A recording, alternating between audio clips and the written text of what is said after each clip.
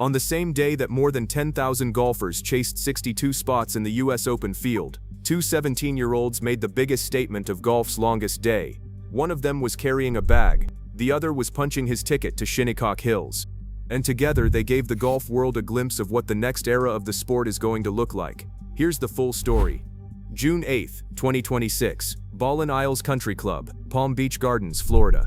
36 holes of pressure golf, 10 qualifying sites running simultaneously across the country, and a handful of spots available for players willing to put it all on the line for 1 week at Shinnecock Hills.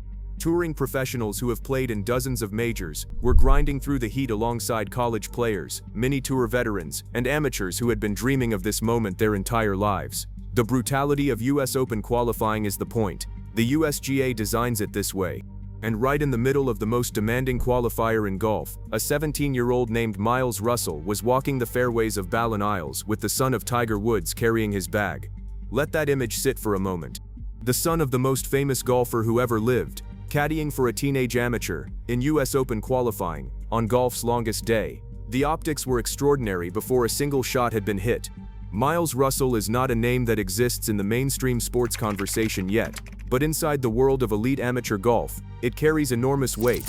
At 17 years old, Russell holds the #1 junior golf ranking in the world and sits at number 10 in the world amateur golf rankings overall, competing against players significantly older and more physically developed. His resume at the junior level is already staggering.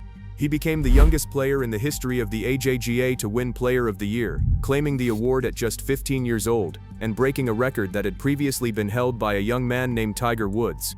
He has won the Junior PGA Championship, the Junior Players Championship, and the Sage Valley Invitational, three of the most prestigious events in junior golf. He reached the quarterfinals of the US Amateur at 16.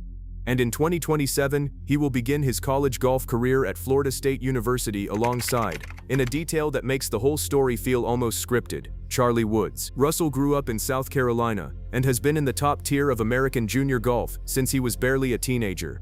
His golf is not built on the raw power that defines many elite juniors. It is built on shot making, course management, and a competitive poise that players twice his age frequently lack. The coaches and scouts who follow junior golf seriously have been talking about Russell as a future PGA Tour winner for 2 years now, and the way he handled the pressure and chaos of golf's longest day, absorbing a triple bogey and a double bogey before birdieing his way into a playoff and then winning it, was the clearest evidence yet that the game between his ears matches what everyone can see in his swing. He does not unravel, and at 17, that might be the most impressive thing about him. Charlie carries the heaviest name in golf. Everywhere he goes, comparisons to his father follow. Every swing, every round, every result is filtered through the legacy of 15 majors and a career that redefined what excellence in sport looks like. That weight has followed him from the first time cameras found him as a child on the back of a cart at a PNC championship. But on Monday at Ballin Isles, Charlie was not the main character. He was the caddy. And what he did in that role, in that specific moment, tells you something important about the friendship between these two teenagers and what they are building together. Quick pause. If you think Miles Russell is going to be the next great American golfer, type next generation in the comments. If you believe Charlie Woods will outperform every expectation by the time he gets to college, type Tiger's son. I read every single one. The 36 holes at Ballin Isles were not clean. Russell shot 6 under par total, a number that sounds comfortable on paper and felt like a roller coaster in reality. He made a triple bogey, he made a double bogey. There were moments during the round where the US Open felt like it was slipping away. But Russell steadied himself each time, kept finding ways to make birdies when he needed them, and arrived at the end of regulation still in contention for one of the 4 qualifying spots available from the Florida site. And then the playoff. 3 players competing for 2 remaining spots. The tension, everything that golf's qualifying produces at its most dramatic. Russell bogeyed the first playoff hole and fell backward into exactly the kind of moment where composure either holds or collapses. He responded the way champions tend to. On the second extra hole, a par 5 that offered the field one last birdie opportunity, Russell made the putt that sent him to the US Open. He drained a mid-range birdie that earned his place at Shinnecock Hills and left him, by his own description, pretty much speechless. What he said about having Charlie on the bag was the most revealing moment of the whole day. Russell called it the first time he had ever had a buddy caddying for him, and said it kept everything so light. He described the experience as not talking much golf, just having a good time.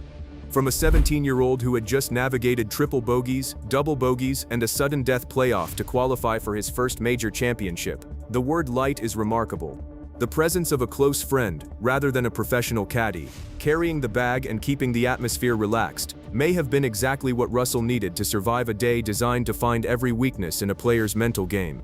When asked afterward whether Charlie would caddy again at Shinnecock the following week, Russell smiled and gave the answer that immediately became the most quoted line of golf's longest day. He said they would see what Charlie was doing, that it was to be determined. The internet loved it. The golf world loved it. The image of the two FSU commits, the two 17-year-old best friends with the same commercial agent, the son of the most famous golfer alive caddying for the #1 junior in the world, had a follow-up chapter potentially waiting at one of the most famous venues in American golf. The reason this matters beyond the heartwarming storyline is what it signals about the direction of the sport. The US Open field at Shinnecock Hills included 3 amateurs from that Florida qualifying site alone. Russell was joined by Giuseppe Puebla, the #2 ranked junior in the world, also headed to Shinnecock. The youth movement in American golf has been building for years, fueled by programs, investment, social media visibility, and the growing accessibility of elite junior competition. But seeing two 17-year-olds at the center of the biggest qualifying story from golf's longest day, with Charlie Woods carrying the bag, gave the future of the sport a face and a moment that any press release or development program never could. The US Open that follows is in many ways a test of preparation over emotion. The best amateurs to ever qualify for Shinnecock have discovered that surviving the week requires more than brilliance. It requires patience, course management, and the ability to take bogeys without taking the loss personally. Russell's ability to absorb the triple bogey and the double bogey at Ballin Isles and keep producing birdies when they mattered most suggests he already has those qualities in significant measure. Whether they translate to the specific severity of a US Open setup at Shinnecock is what the week will reveal. The history of amateurs at the US Open is worth understanding here. Jack Nicklaus was an amateur when he finished second at the 1960 US Open at Cherry Hills. Tiger Woods played in his first US Open as an amateur. Francis Ouimet, the most famous amateur in the tournament's entire history, won the US Open outright in 1913 as a 20-year-old caddy at the host club who had never heard of himself winning anything. The US Open has a specific relationship with young amateurs that no other major replicates. The USGA designs the qualifying process to ensure that merit, not reputation, determines who earns a spot.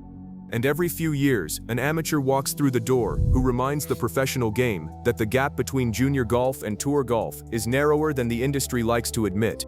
Russell stepping onto the first tee at Shinnecock Hills this week, potentially with Charlie Woods still on his bag, will be one of those moments. And even if the US Open setup humbles him the way it has humbled better players than anyone, the fact of qualifying, the fact of surviving golf's longest day with a triple bogey and 2 rounds still to survive in the heat, will follow his career forward as proof of who he already is at 17. What is not in question is the scale of what these two teenagers have already done. Miles Russell qualified for the US Open on merit, surviving one of the most competitive qualifiers in the country. Charlie Woods caddied for a playoff qualifier under genuine major championship pressure, and by every account did it without adding to the weight.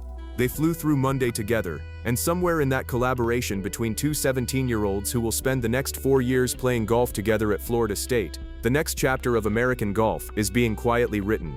If this story got you excited about what is coming next, drop a like before you scroll away. It tells the algorithm to push this to every golf fan who needs to know these names, and subscribe, because this is only the beginning of a story that is going to run for years.